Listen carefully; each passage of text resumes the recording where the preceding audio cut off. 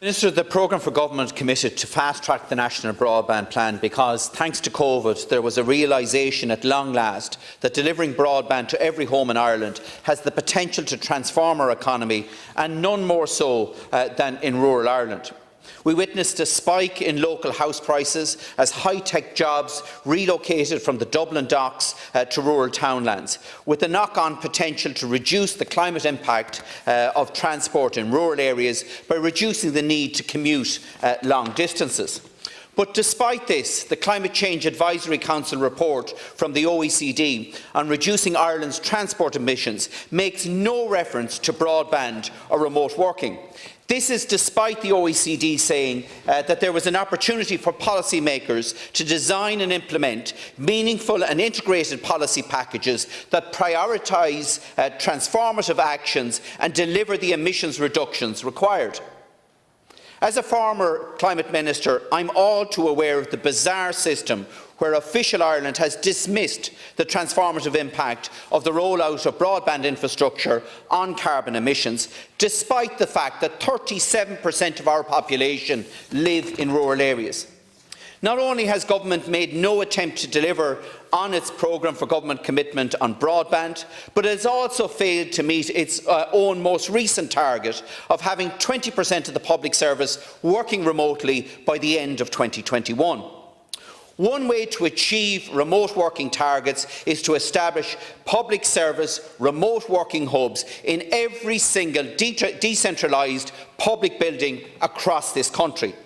We have hundreds of available spaces, with all the services, including secure networks, and the added bonus of ensuring that staff could work in clusters, which will break down the silo mentality that we have within our public service. We also need to use our digital hubs, located across our country, as a stimulus to support private sector employers rolling out hybrid working to their employees. This overcomes the health and safety and HR challenges of home working, while providing employees with the opportunity to work in a communal environment with the necessary infrastructure, but without the need to commute long distances. It also provides a unique opportunity for innovation that could lead to significant employment creation through spin-off companies. To achieve the proper utilisation of both public and private sector employment hubs, this requires a government which recognises the climate and the well-being potential of such hubs, and requires engagement with employers and employees with a can-do approach to make this happen. But sadly, there is no indication that government is coming to that realisation yet. Minister.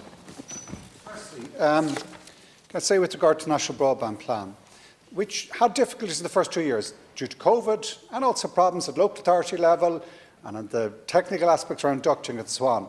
But those problems are starting to be resolved, and the National Broadband Plan is on track. We're going to meet our targets for this year. Some 94,500 premises already now ready to be connected, 21,100 of those already doing so. Schools and the broadband connection point centres across the country are in place.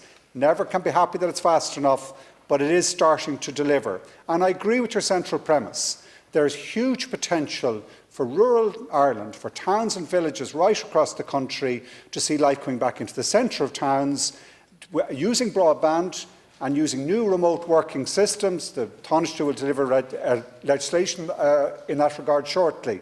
So I absolutely accept that this is a potential that we need to deliver on. The government recognises that. It set out a strategy in May 2021, some year and a half ago, that we would establish 400 remote working hubs by 2025.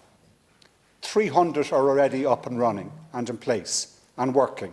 And the other 100 will be done well in advance of that target deadline.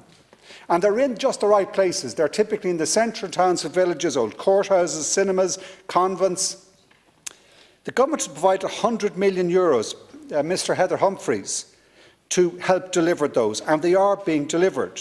She also introduced, very cleverly in my mind, a voucher scheme. So people could get they could go in and trial and test and get used to it. See, does it actually work for them? And that's, I think, the practical and clever way. She's also resourced the local authorities. so they can promote and make use of the hub network. Now, my sense, and maybe deputies opposite would disagree or differ, but I think it is happening. We're starting to see a lot of towns around the country, it varies depending on local circumstances, but we're seeing this starting to happen, that actually the advent of remote working, coming out of COVID where that different patterns have been set in place, combined with new broadband technologies which mean you can share and send files and have the Zoom meetings and do all the other things that this broadband technology provides for. It's starting to happen. It is working. Now we need to go further. We need to take the Crecona funding so that we actually turn those derelict or disused buildings in the centre of towns so that there's people living there as working in the centre. But this is happening, and the towns that are seeing it happen are the ones that are really progressing. And it helps us address our housing crisis. Rather than everyone having to be in the cities or in expensive, difficult urban areas, using those towns we have, these incredible network of particularly 19th century market towns, where we've turned away from them in the previous decades, we're turning back now. Town centres first, using hubs, using broadband, allowing remote working. That is the way forward. Again, Minister, sadly, you still haven't acknowledged that it has an impact in reducing our climate emissions. And the National Broadband Plan will deliver fibre to rural areas and to families who will come off the existing fibre broadband services. And that now provides us with an opportunity to improve the quality of wireless broadband services to families who are further down the list in terms of deployment areas by reusing that equipment. I want to see this wireless equipment that has been taken out of some 30,000 homes over the coming year and used to be used to connect families in more isolated areas to a wireless broadband service. But to allow this to happen, councils and state agencies need to provide sites to these wireless operators so that they can install transmitters to distribute the wireless broadband services. And because the extension of these wireless services will have a short lifespan up to the end of 2027, when the National Broadband Plan will be completed, these sites should be provided rent-free to the council, by the councils and state agencies in a proactive measure to reach out to the most isolated communities across the country.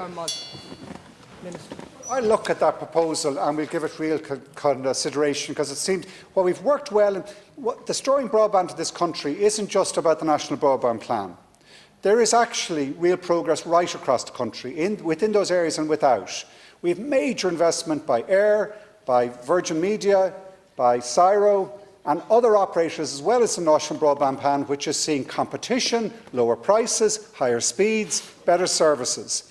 The strategy that works in broadband is when you work collectively with industry and you're flexible and you innovate. That's what we need to do. So I'll take that idea, I'll bring it back to the department, and we look to see can that be part of what is a growing success story. Our broadband statistics on any analysis, European league table, shows us rising rapidly, and that's going to be good for Irish people.